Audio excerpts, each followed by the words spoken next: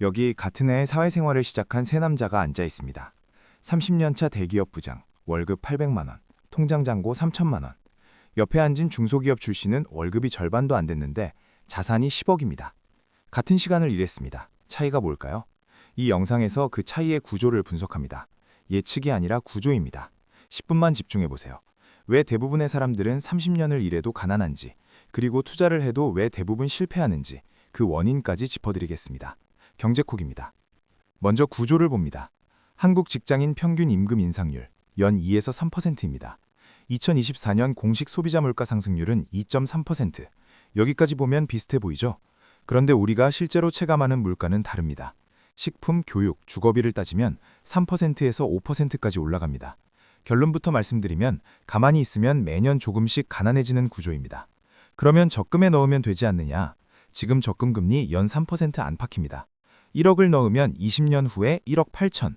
같은 돈을 미국 S&P 500에 넣으면 연평균 10%, 20년이면 6억 7천만 원입니다. 차이가 거의 5억입니다. 같은 1억으로 시작해서 아무것도 안 하고 가만히 놔두기만 한 건데 20년 후에 5억 차이가 납니다. 여기서 하나 짚겠습니다. 많은 분들이 투자가 위험하다고 생각합니다. 맞습니다. 투자에는 리스크가 있습니다. 그런데 투자를 안 하는 것도 리스크입니다. 물가에 매년 깎여나가는 겁니다. 은행에 맡겨두는 건 안전한 게 아니라 천천히 가난해지는 겁니다. 아까 세 남자로 돌아갑니다. 월급 800만 원 받은 대기업 부장은 왜 3천만 원밖에 없을까요? 벌었으니까 쓴 겁니다. 좋은 차, 좋은 집, 아이들 사교육, 남는 돈은 적금에 넣었습니다. 월급 300만 원이던 사람은 어떻게 10억을 만들었을까요? 월급의 30%를 매달 인덱스 펀드에 넣었습니다. 30년 동안. 비결이 특별한 게 아닙니다. 구조가 달랐던 겁니다. 첫 번째로 복리를 이해하셔야 합니다. 72의 법칙이라는 게 있습니다.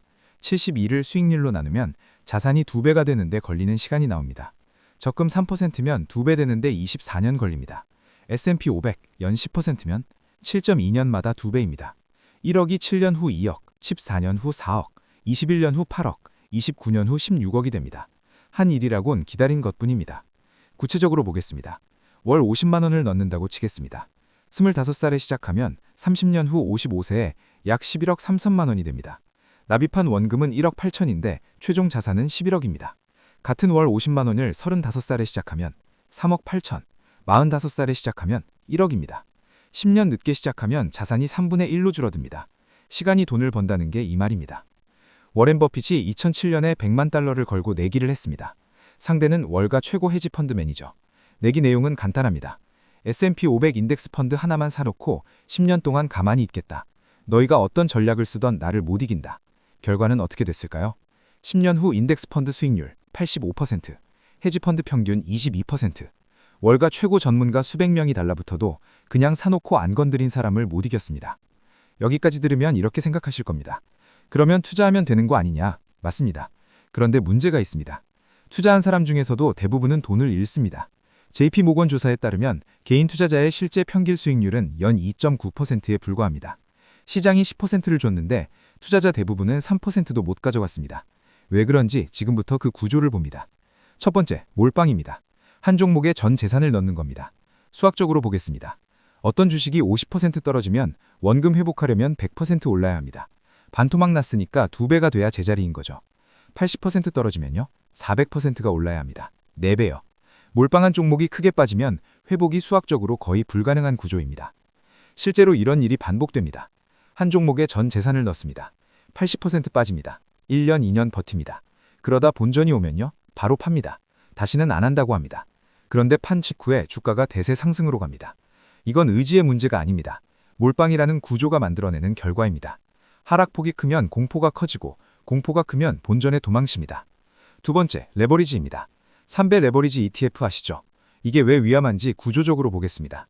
어떤 주식이 하루에 10% 빠졌다가 다음날 10% 오르면 원금이 1% 깎입니다. 100만 원이 99만 원이 되는 거죠. 같은 상황에서 3배 레버리지는요. 30% 빠졌다가 30% 오르면 9%가 날아갑니다. 91만 원이 됩니다. 오르락 내리락만 해도 녹는 구조입니다. 이걸 변동성 끌림이라고 합니다. 실제 사례입니다. 테슬라 본주는 고점에서 크게 빠졌다가 회복했습니다. 같은 기간 테슬라 3배 레버리지 ETF는요. 아직도 마이너스 82%입니다. 본주는 돌아왔는데 레버리지는 영영 못 돌아오는 겁니다. 더 심한 경우도 있습니다. 아이온큐라는 주식이 하루에 39% 떨어졌는데 3배 레버리지 상품은 그날 상장 폐지됐습니다. 상품 자체가 사라진 겁니다. 세 번째, 단타입니다. 사고 팔고를 반복하는 거죠. JP모건이 20년간 개인 투자자 수익률을 분석했습니다. 시장은 10%를 줬는데 개인 투자자 평균은 2.9%였습니다. 왜 이렇게 차이가 날까요? 오를 때 뒤늦게 사고 빠질 때 겁나서 팝니다. 이걸 반복하면 시장 수익률의 3분의 1도 못 가져갑니다. 여기까지가 왜 실패하는지 구조적 원인 세 가지였습니다. 몰빵, 레버리지, 단타. 이 세 가지를 피하기만 해도 상위 10%입니다. 지금부터는 그러면 어떻게 해야 하느냐? 실패를 구조적으로 막는 방법을 알려드립니다. 한 개인 투자자가 엔비디아를 11년 들고 있었습니다. 1,500만 원이 45억이 됐습니다. 이렇게 말하면 부럽죠? 그런데 그 11년이 어땠는지를 봐야 합니다. 주가가 반토막 난 게 5번입니다. 66% 폭락도 한 번 있었습니다. 보통 사람이면 두 번째 반토막에서 팝니다. 이 사람은 어떻게 버텼을까요? 나중에 인터뷰에서 이렇게 말했습니다. 계좌를 안 봤다. 이게 비결입니다. 그런데 여기서 중요한 게 있습니다. 나도 11년 버텨야지. 이렇게 마음먹는 게 아닙니다. 의지로는 안 됩니다. 장치를 만들어야 합니다. 첫째, 계좌를 분리합시다. 장기 투자용 계좌는 증권사 앱에서 아예 삭제합니다. 안 보이면 안 팝니다. 둘째, 한 종목 비중 30% 이내로 관리합니다. 몰빵하면 멘탈이 버티질 못합니다. 셋째, 현금 30%를 항상 갖고 있습니다. 이유는 바로 말씀드리겠습니다. 2020년 3월 코로나 폭락 기억하시죠? 삼성전자가 4만 원대까지 떨어졌습니다. 현금이 없는 사람은 뭘 했을까요? 구경했습니다. 이미 주식에 100%가 들어가 있으니까 살 돈이 없는 겁니다. 빠지는 걸 보면서 공포에 팔기까지 합니다. 현금 30%를 갖고 있던 사람은요. 삼성전자 4만 원에 쓸어 담았습니다. 1년 후 9만 원, 2배입니다. 폭락은 현금 있는 사람에겐 기회고 없는 사람에겐 재앙입니다. 정리하겠습니다. 전반부에서 다룬 건 두 가지입니다. 하나, 왜 30년 이래도 가난한가? 물가가 월급보다 빠르고 적금으로는 부족하기 때문이다. 둘, 왜 투자에도 실패하는가? 몰빵, 레버리지, 단타. 이 세 가지가 장기 투자를 죽이기 때문이다.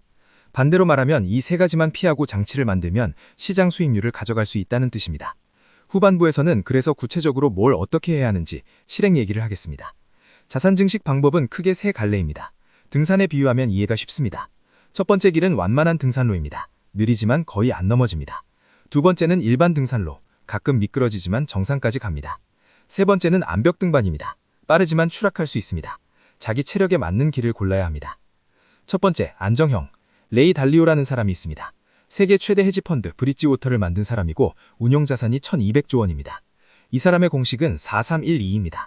주식 40%, 채권 30%, 금 10%, 현금 20%. 이 비율로 40년을 돌려보면 마이너스가 난 해가 단 4년, 나머지 36년은 전부 플러스. 크게 벌지는 못하지만 크게 안 잃습니다. 50대 이상 원금 보존이 중요한 분들에게 맞는 길입니다. 두 번째, 성장형. 이건 아까 버핏이 추천한 방법입니다. S&P 500 인덱스 펀드에 매달 일정 금액을 넣는 겁니다. 적립식 투자라고 합니다. 비쌀 때는 적게 사고 쌀 때는 많이 사게 되니까 평균 단가가 자동으로 최적화됩니다. 풍락이 오면요, 세일이라고 생각하면 됩니다. 더 싸게 살 수 있으니까요. 30, 40대 직장인에게 가장 현실적인 방법입니다. 세 번째, 현금 흐름형. 매달 배당금이 들어오는 구조를 만드는 겁니다. 고배당주나 커버드콜 ETF를 활용합니다. 예를 들어 배당률 10%짜리 상품에 3억을 넣으면 매달 약 250만 원이 들어옵니다. 일을 안 해도 생활비가 나오는 구조죠. 은퇴를 앞두고 계신 분 또는 당장 현금 흐름이 필요한 분에게 맞는 방법입니다. 이 내용은 시리즈 후속편에서 훨씬 구체적으로 다루겠습니다. 여기서 중요한 건 이 세 가지 중에 정답이 없다는 겁니다. 나이와 상황에 다릅니다. 간단한 기준 하나 알려드리겠습니다. 100에서 자기 나이를 빼십시오. 그게 주식 비중입니다. 30살이면 주식 70%, 나머지 30%는 채권이나 현금. 50살이면 주식 50%, 나머지 50%는 안전자산입니다. 나이가 들수록 안전자산 비중을 높이는 겁니다. 단순하지만 효과적인 공식입니다. 그리고 한 가지 더, 경제적 자유의 기준을 아셔야 합니다. 4% 룰이라는 게 있습니다. 1년 생활비에 25배가 모이면 그 돈을 굴리면서 원금 안 건드리고 살 수 있다는 겁니다. 월 200만 원으로 사는 분이면 연간 2,400만 원, 25배면 6억입니다. 월 400만 원이면 12억. 이게 각자의 졸업 금액입니다. 목표가 있어야 전략이 나옵니다. 그러면 이 금액을 어떻게 모으느냐? 나이별 현실적인 시나리오를 하나씩 보겠습니다. 30대 직장인 월 100만 원 투자 가능하다고 치겠습니다. S&P 500의 적립식으로 20년 넣으면 연 10% 기준으로 약 7억 7천만 원이 됩니다. 총 납입액은 2억 4천인데 복리가 5억 2천을 만들어준 겁니다. 월 200만 원이 가능하면요, 15억입니다. 이건 다음 편에서 훨씬 구체적으로 다루겠습니다. 40대라면 시간이 좀 짧습니다. 그래서 금액을 올려야 합니다. 월 200만 원을 15년 넣으면 약 8억 3천, 월 300만 원이면 12억 5천입니다. 시간이 짧은 만큼 금액으로 보완하는 겁니다. 50대라면 성장보다는 현금 흐름 중심으로 가야 합니다. 이미 모은 자산을 배당이 나오는 구조로 바꾸는 거죠. 나이별 상세 전략은 시리즈 3편에서 별도로 다루겠습니다. 핵심만 다시 정리하겠습니다. 첫째, 투자를 안 하는 것 자체가 리스크입니다. 물가가 월급을 이기는 구조에서는 가만히 있으면 가난해집니다. 둘째, 투자를 해도 몰빵, 레버리지, 단타를 하면 실패합니다. 이건 의지의 문제가 아니라 구조의 문제입니다. 셋째, 계좌분리, 비중관리, 현금 30% 확보, 이 세 가지 장치를 만들면 장기 투자가 가능해집니다. 넷째, 자기 나이와 상황에 맞는 경로를 골라야 합니다. 안정형, 성장형, 현금 흐름형, 남의 방법을 따라하면 실패합니다. 다섯째, 목표 금액을 정하십시오. 4% 룰로 계산하면 됩니다. 월 생활비의 300배가 졸업 금액입니다. 목표가 있으면 흔들리지 않습니다. 그리고 마지막으로 하나만 더 말씀드리겠습니다. 오늘 이 영상에서 다룬 건 큰 그림입니다. 구조를 이해하는 것, 왜 실패하는지 아는 것, 이게 첫 번째 단계입니다. 그런데 실제로 실행하려면 더 구체적인 내용이 필요합니다. 복리와 적립식 투자를 어떻게 활용하는지, 포트폴리오를 구체적으로 어떻게 짜는지, 세금은 어떻게 줄이는지, 이런 내용을 시리즈로 준비했습니다. 시리즈 구성을 말씀드리겠습니다. 오늘 1편은 왜 가난해지고 왜 실패하는지 구조를 봤습니다. 2편에서는 복리, 적립식 투자, 인덱스 투자를 깊이 있게 다룹니다. 왜 S&P 500인지, 적립식이 왜 작동하는지, 원리를 제대로 설명드리겠습니다. 3편은 실전 포트폴리오입니다. 나이별, 목표별로 구체적인 종목과 비중을 잡아드립니다. 4편은 세금입니다. 연금저축, IRP, ISA를 어떻게 조합하면 세금을 합법적으로 줄일 수 있는지 다룹니다. 5편은 2025년에서 2026년, 지금 시점에서 어디에 투자해야 하는지 시황 분석입니다. 각 편은 독립적으로도 볼 수 있게 만들겠습니다. 꼭 순서대로 안 보셔도 됩니다. 다만 오늘 1편의 구조를 이해하고 보시면 훨씬 효과적입니다. 구독하시고 알림 설정해 두시면 새 영상 올라올 때 바로 확인하실 수 있습니다. 오늘의 결론입니다. 30년 일해도 가난한 이유는 돈을 일하게 만들지 않았기 때문입니다. 투자에도 실패하는 이유는 구조를 모르고 감정으로 했기 때문입니다. 반대로 말하면 구조를 알고 장치를 만들면 시장이 일을 해줍니다. 가장 좋은 투자 시기는 20년 전이었습니다. 두 번째로 좋은 시기는 바로 오늘입니다. 경제콕은 전망을 하지 않습니다. 구조를 분석합니다. 구조를 이해하면 선택할 수 있습니다. 분석이지 예측이 아닙니다. 오늘 내용이 한 번에 이해가 안 가실 수도 있습니다. 고정 댓글에 오늘 영상 핵심 내용을 정리해놨습니다. 캡처해 두시면 나중에 다시 보실 때 편하실 겁니다. 구독과 좋아요 누르고 다음 영상도 놓치지 마세요. 하루에 10분 경제콕 영상만 챙겨봐도 연평균 수익률 2.9%를 능가하는 투자자가 되실 겁니다. 경제콕이었습니다.